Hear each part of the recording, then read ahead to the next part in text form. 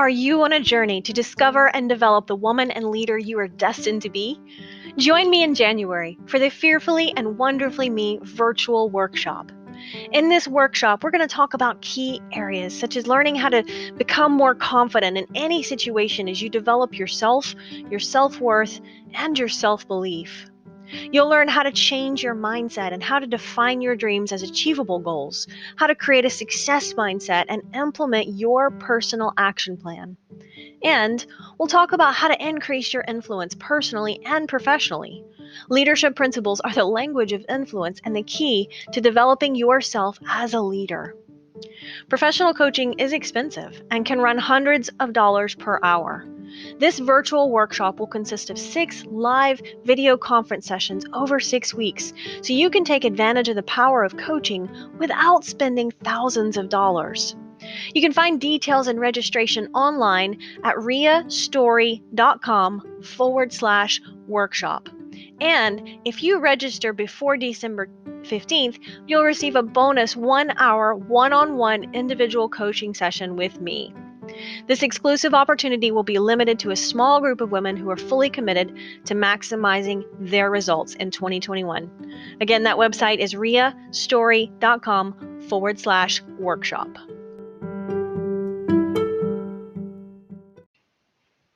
Welcome to one of my favorite episodes to do every year. This is the 3rd year of my podcast, and every year, one of my favorite episodes, especially as I wrap up the end of the year, is to do a whole episode dedicated to the best books that I read this year. And I've done this the past several years, and I love just going back over the books that I read this year and kind of sharing some of the wisdom or insights or golden nuggets, if you will, on what I got from them. So I always have to qualify that term a little bit. Best books I read this year simply means they stand out in some way as I look back over the years. If you've been following me for a while or listening to my podcast, you probably already know I have a personal growth goal where I commit to reading 50 nonfiction books every year. So that averages out to about 1 a week, which is a good bit of reading. And the reason is because think of it this way. If I just gleaned one quote or one insight or one nugget of wisdom from each book that I read, at the end of the year, I would have 50 nuggets of wisdom or insights. And I've been doing this for years. And so it's really helped me grow, and it helps me be intentional and stay on track with my personal growth commitment to myself. Right? Nobody's really looking at my list and counting them and going, "Ria, did you really read your 50 books this year?" No one else would even know except me. But it really does help me just be intentional about my personal growth and professional growth. So, best is always relative, or maybe just a little subjective, because as I look back over the books that I read this year, the ones that stood out because they resonate with me and where I am on my journey. So, next year, if I read the same book, it might not stand out in the same way. So, best is kind of a little subjective, but I wanted to share as I look back over my list of books this year, my nonfiction books this year, the ones that stand out that maybe would be insightful for you, or just share a little bit of the insight that I gained.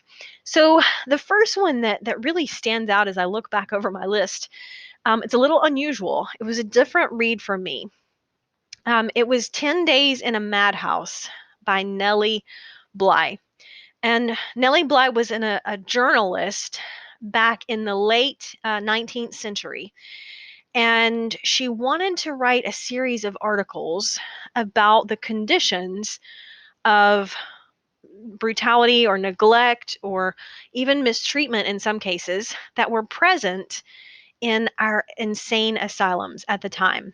And so she kind of conducts this radical, at least I would consider it radical. I could never see myself doing this experiment where she goes and she kind of goes undercover and she takes a room and board at a boarding house, and then she pretends to be insane so that they will commit her to an insane asylum.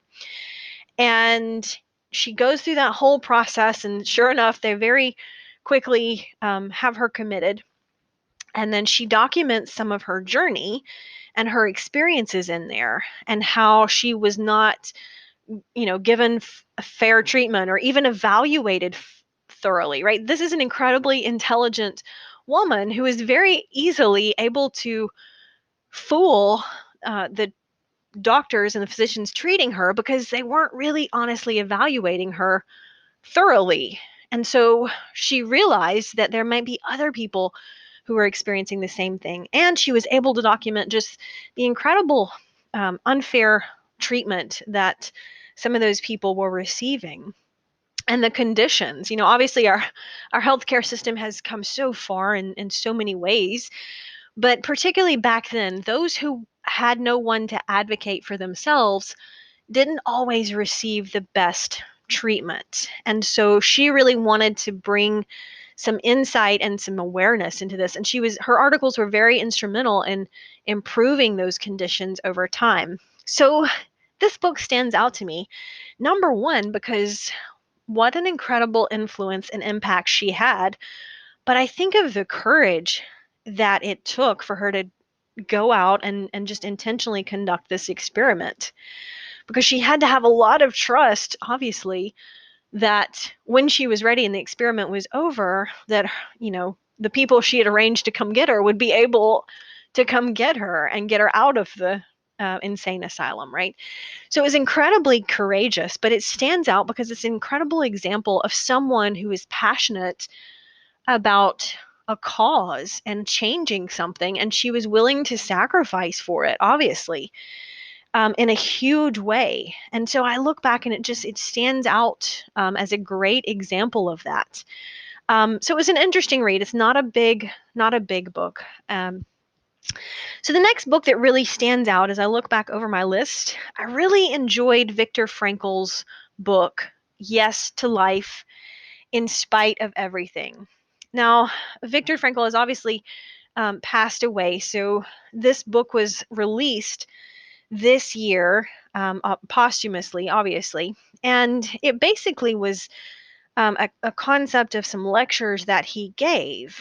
And I really appreciate Viktor Frankl because, when you consider his experiences and how they had potential to shape him into someone who was bitter, he didn't allow that to happen. He used his experiences in the concentration camp and, very intentionally shaped himself in light of those experiences in a meaningful way. And so he always is one of my prime examples of someone who's determined to be better and not bitter. And I think that's important because so many of us face adversity. So I'm always looking for wisdom and insight from someone who's done that successfully. And so I loved just the collection of his wisdom, because there were some different points and quotes that were not in his book, Man's Search for Meaning. And so, it's just a different perspective and some insight from him. And so a couple of quotes that I really enjoyed about this is he talks in that book about how a human being should never be a means to an end. And I found that pretty insightful, because a lot of times we lose sight of the means to the end, right? And so we should never have the perspective of obtaining what we want at someone else's expense. And I think sometimes we lose that. I think some businesses lose that. I can think of some, I've just finished reading, this wasn't one of the books on my list, but I've just finished reading The Infinite Game by Simon Sinek. And it's interesting how he talks about companies and corporations who consider their customers to be means to an end, profits, right? They just want to use and abuse and take advantage of their consumers so that they can make more money. And so Viktor Frankl's quote just kind of would be powerful to remember, that human beings should never be the means to an end. And that's never a great business practice, right? That's never going to help us in the long term become a meaningful organization or a meaningful individual. The third book that kind of stands out, and really just because it made me think, and I like books that make me think, was the book When by Daniel Pink. And there was a whole lot in that book about talking about when we do things and how it matters. Now, some of that is kind of intuitive. Like we probably have heard before, I know I have, that you should do your best work when you're feeling fresh, right? So whether you're a night owl or a morning person, you should do your best work when you're feeling energized. Now, for me, I'm a morning person. So my best work happens earlier in the day before lunchtime, usually. And then as the afternoon wanes, that's never, well, almost never, my best creative time. It very seldom is.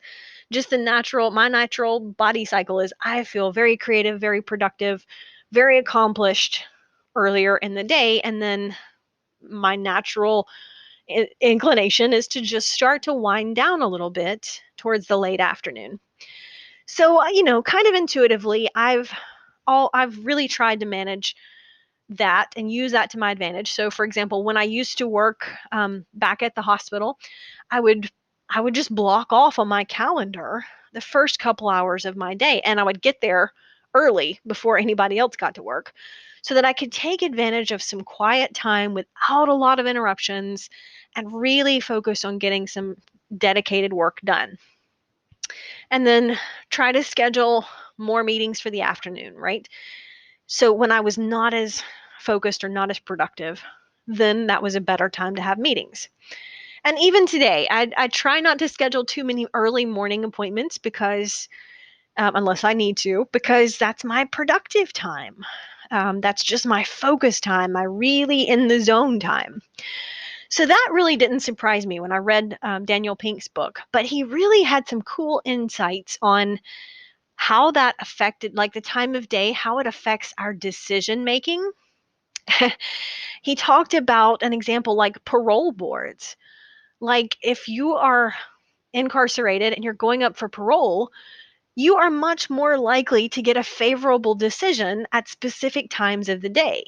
Because like right before lunch isn't a great time because, people are ready to go to lunch and they're rushing. And so that was fascinating to me because it had a lot of implications for decision making that we make as human beings that we're not even conscious of, right? And all that really comes down to is that we're emotional creatures. We know that. But it's interesting that just the emotions and the energy of the day can affect decisions that we make. Decisions like how much risk we would take or whether we would make a big investment.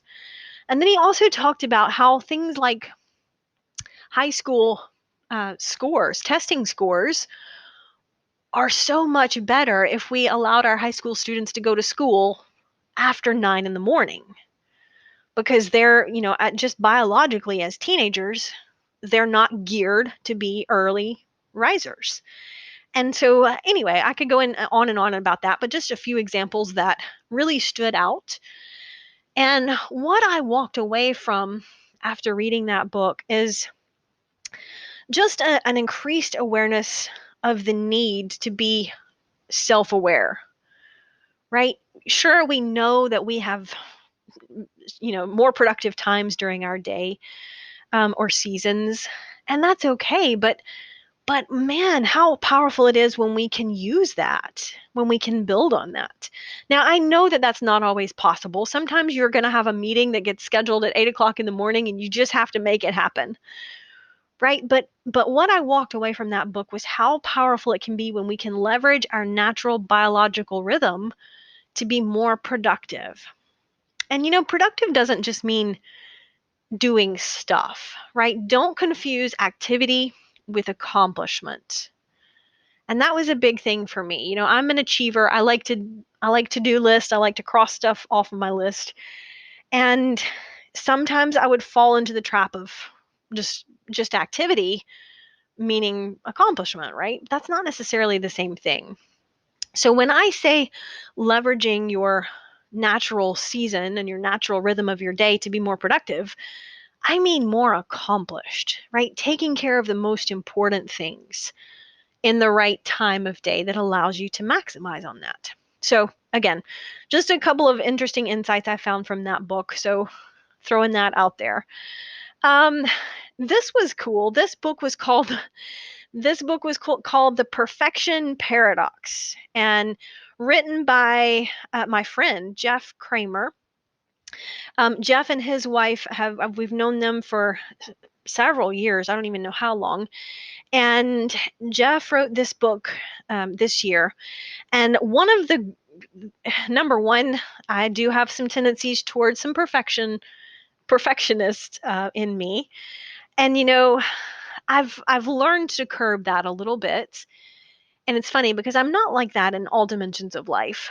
Most dimensions of life, I tend to just, 80% is good enough. Let's go, let's make it happen. But there's some areas of life where I found myself, just not wanting to tackle something because it wasn't going to be perfect. For example, writing a book. Like, it took me forever to get my first book done because I wanted it to be good. I wanted it to be perfect, right? But just like we do anything for the first time and it's not going to be our best work, we just have to do it. And so I had to get over that in myself. But what I loved about Jeff's book, it's a quote that just really resonated with me in context of this. Jeff says, imperfect action is better than perfect inaction. Let me say that again. Imperfect action is better than perfect inaction. So if you struggle with perfectionism, if this is you, you might want to pick up a copy of that. But just remember, imperfect action is better than perfect action. And sometimes we hold ourselves back in tackling goals because we have a fear of failure. And as people, we that's how we learn, is we just have to do, and we sometimes learn what doesn't work. And then we can learn what does work. So, it's a lesson we learn. It absolutely is a lesson that we learn. And sometimes we have to learn it a few times. But it's important to remember that sometimes we just have to do, and it's not going to be perfect. It's not going to be always the best thing, but imperfect action is better than not doing anything at all, right? A couple other books that stand out that, I don't know that this was a top 5 or top 10 list really, because on my list, I actually highlighted those 4 books. But a couple that stood out to me just because of their authenticity and their vulnerability. Um, Darla Harms, my friend Darla Harms, wrote a book this year that really contained a lot of her story. And the title is No Fat Chicks: Overcoming Body Shame and Living in Authenticity. And that's a subject that resonates with me because I know a lot of us struggle with loving ourselves perfectly and imperfectly, and owning that. And I think that's really key in taking that step forward toward becoming the best version of ourselves. And I just appreciated Darla's vulnerability in her story and sharing in her book. And then Keep Going: The Steps to Creating a Champion Mindset by my friend Allison Little. Um, and what I love about Allison is Allison and I've actually never gotten to meet face to face. We've had lots of Zooms and we've had lots of calls, and I don't even remember when we first connected.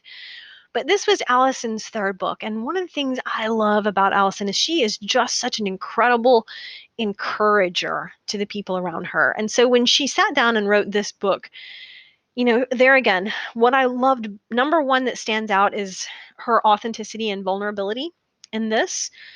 And I think that there's so much to be said for stories and for books by people that are willing to be vulnerable and say, hey, this is me, the good, the bad, and the ugly, and I'm okay with it. And I hope you are. And perhaps that resonates with me because this was the year I wrote Fearfully and Wonderfully Me, Become the Woman You Are Destined to Be. And I really, as I look back over my journey, These are the lessons that I learned to transform myself from being, a small town trafficking victim who was sexually abused by our father, leaving home at 19. I had a duffel bag and a pillowcase stuffed with some clothes and not much else, to where I am today. I've spoken at Yale University. I've spoken on a TEDx stage. I spoke at the United States Capitol this year, and I even got to sit down and meet with the Attorney General and Presidential Advisor this year. And there was a lot of transformation in that journey. And so, Fearfully and Wonderfully Me is my transformational journey in terms of the steps you can go through to transform yourself. And it's not because there's anything wrong with you.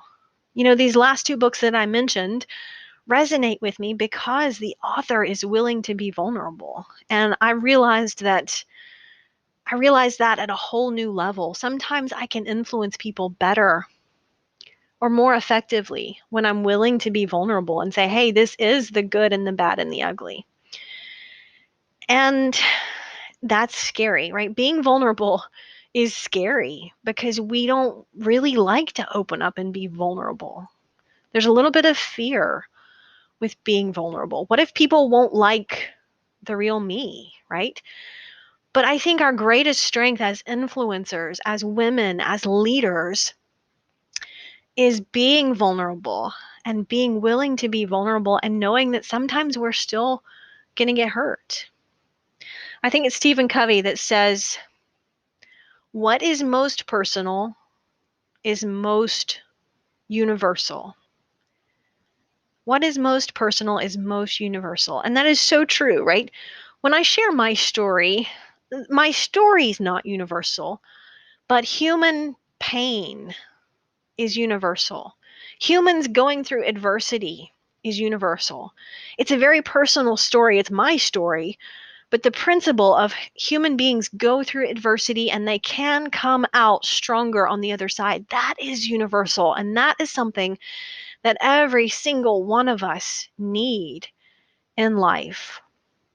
And we need to be able to wrap our arms around that. And a lot of times we look around and we see examples of people who have kind of, started that path and that journey, and that inspires us. And so I love to read books where the author is willing to be vulnerable, and that's a huge strength.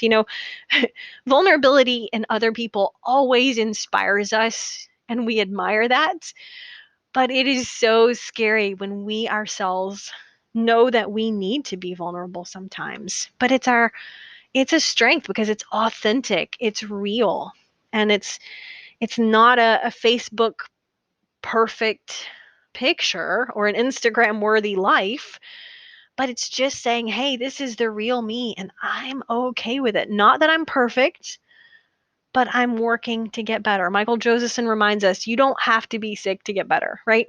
You don't have to be sick to get better. Nobody's perfect. We're all human. We all make mistakes, but we are all on a journey toward getting better. So I hope you've enjoyed just a few insights from some of the books that helped me get better this year. And of course, there were 44 others that I didn't have time to talk about really in this podcast, that really touched different dimensions of life. And, I would love to hear from you. What is your personal growth habit that helps you ensure your personal growth? What are you going to do in 2021? Hey, I'd love to hear from you. If you want to just take a screenshot of this podcast and hashtag or tag me on social and let me know, how are you ensuring that you continue to grow and develop yourself into the best version of you? Until next time.